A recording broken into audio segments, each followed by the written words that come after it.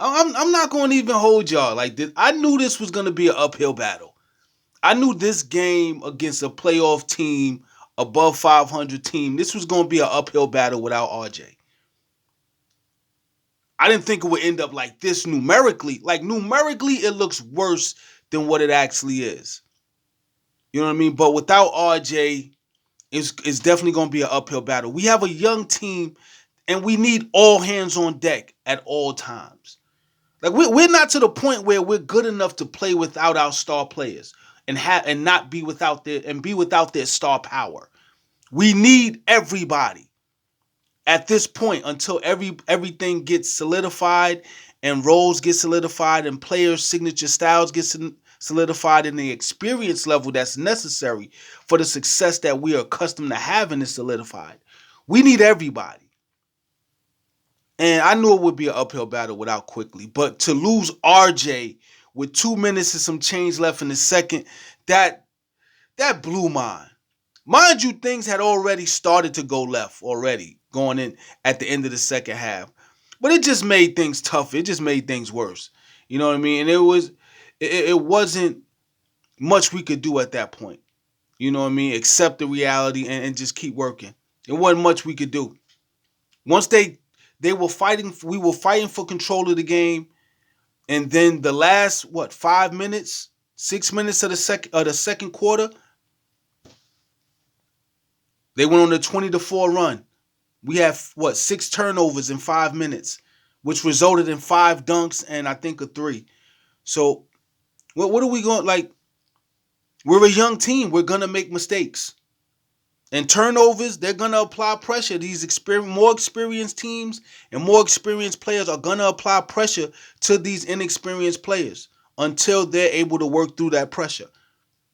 So we just got to keep working. You know what I mean? Stay the course. It's game 1 of the season. The sky isn't falling.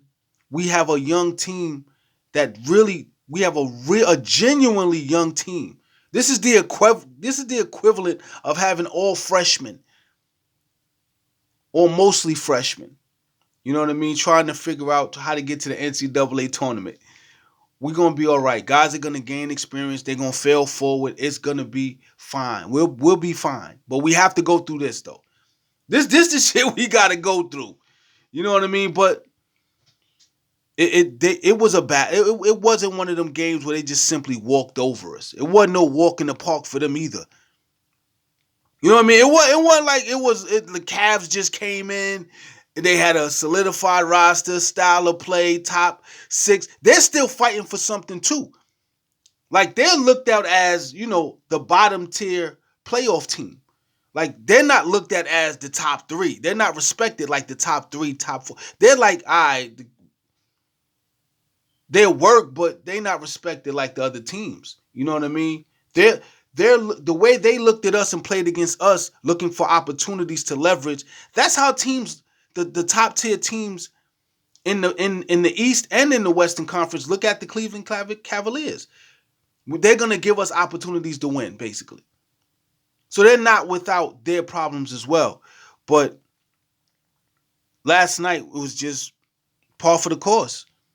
I would have loved to have won. Like, don't get it fucked. I'll take a win any day. But we competed and the turnovers accumulated. And I feel like we didn't take enough shots. Like we're not a good enough team to only take 86 shots. We're too young. We have speed, push the tempo, run. Get out there and run and shoot. So, especially after we lost Quickley, it's time to shoot 3. Just shoot. All that running of the offense, that shit is out the window. The game is out of control. We're down by 20 going into the second half. Empty the clip. Every turnover, every defensive rebound should lead to a 3. We have to. I didn't like the fact that we 31-3. That's something a veteran team would do. Shooting 31 threes, 86 shots. That's what you do when you got your shit together and everything is solidified. We're still a work in progress with a bunch of young players that need the repetitions. Let them shoot. We should have been around 96 to 100 shots. Once the game got out of control, because of what happened, the run that the Cavs went on at the end of the second half. Yo, listen, get out there and shoot threes. Let's see what happens. You know what I mean? We managed to have more rebounds. We kept it close with the assists. They got 30 points off our 19 turnovers, and they had 30 more points in the paint. The best way to combat that is three-point shooting. We got to shoot them. We have to shoot them. We can't. We're not in a space yet where we can play such a conservative style and be effective and be efficient. 86 shots, you got to be hella efficient. You got to damn near shoot 50% from the field and 50 and 48, 46, 47% from three with more attempts. Like, so it was much to be desired. The bench showed up. You know what I mean? They contributed 59 points, 13 rebounds, 13 assists.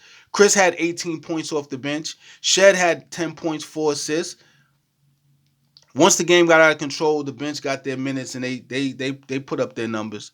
But my angst or my axe to grind would be Scotty.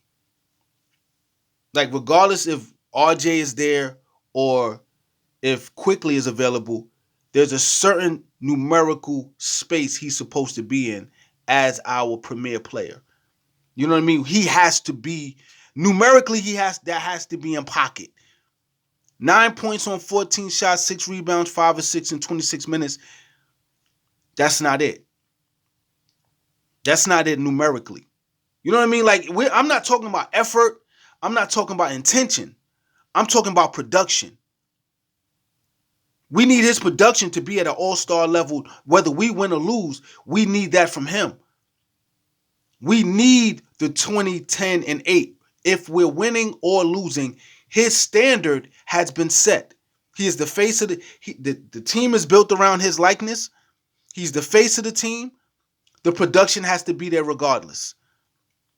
The production has to be there regardless. Quickley ended with 13 points in 14 minutes. Grady has 16 points. I don't like Ochai Agbaji starting. I'd rather him come off the bench. He doesn't play with that sense of urgency. Like, he doesn't have he needs to come off the bench until he develops that sense of urgency. His timing is off.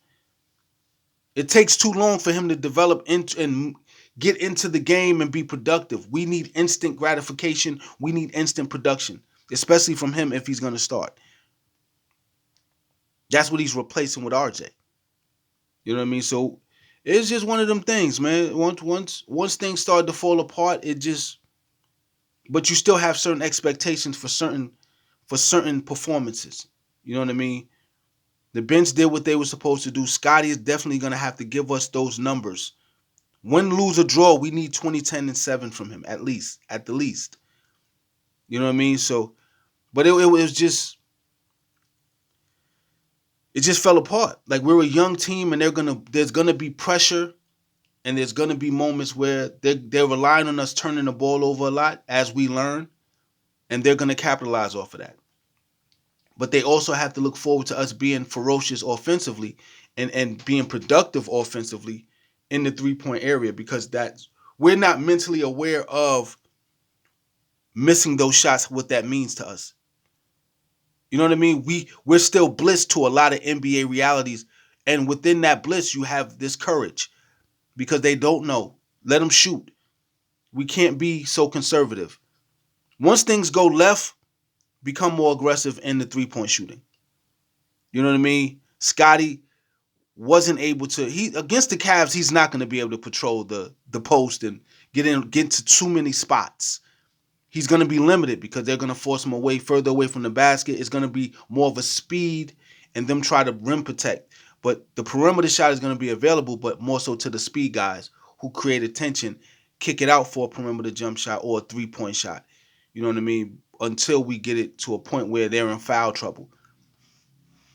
But our turnovers did us in. You know what I mean? It was way more competitive, and then we started, leaking water. And that's what teams are going to look for. They're going to look for the weak links, the guys, the portions of the pockets of the games where we turn over the ball, where they can create some type of lead and leverage. You know what I mean? So, but we listen, par for the course. You know what I mean? We were already fighting an uphill battle without RJ. You know what I mean? Then to lose quickly, and hopefully, we don't know how long he's going to be out with the pelvic contusion. He's probably not going to play against, the 76ers on Friday. And they sat out Joel Embiid and Paul George. So, I mean, it is what it is. You know what I mean? It's just the specifics of this journey are starting to be filled in. But we can't keep looking at the potential and mistake it for the performance and efficiency that we need, because we're not putting ourselves out there in an uncomfortable space as far as shots being taken and opportunities being, created offensively. Because that's where a lot of our opportunities are going to come from: speed and not knowing and not having to position ourselves just yet in the Eastern Conference and remain in a certain space with wins and losses. Right now, we're fighting for our identity. So, I mean, it's just remain persistent and vigilant, but we can't be conservative. Like I didn't like the fact that we were so conservative. You know what I mean? We have to put up more shots. We have to put up more threes against teams, like against the playoffs teams and against the the the above 500 teams. We're going to have to be more aggressive from the 3-point line until we get those other parts of our game solidified, that we to the point where we can leverage those. Right now, we have to take advantage of the 3-point shooting. You know what I mean? Guys have worked on it, and we have to utilize it a little bit more.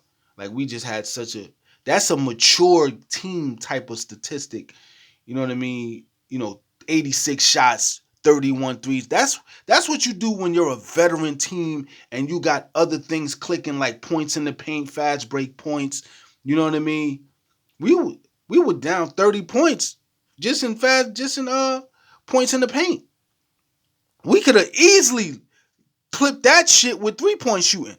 It's harder for your points in the paint to clip 3-point shooting. It's easier for your 3-point shooting to clip the points in the paint deficit. You know what I mean? So it's just we're gonna fail forward. You know what I mean? So I'm not really concerned about this. Nothing. You know what I mean? I'm not concerned about this loss. We stuck. We didn't let them just walk over us and take over the first quarter, and then fight us off. The traditional antics and methods to compete and beat us are out the window. They have to play. The first quarter is it's up for grabs, and then from there we were still competitive. Mind you, we were competitive without RJ.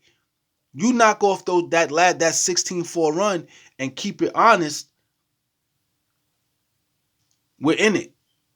It becomes a more closer affair. That's why I'm not, you know what I mean? Once they got up by 20, they felt like they had enough. That was a big enough space for them to remain under control and utilize the points in the paint and everything else. But I'm not worried about it, man. It was what it was. It's nothing more we could say about it. You know what I mean? And on to the next one. Tell me what you think in the comment section. Don't forget to hit that like button and subscribe if you're new. I'm out of here. Peace.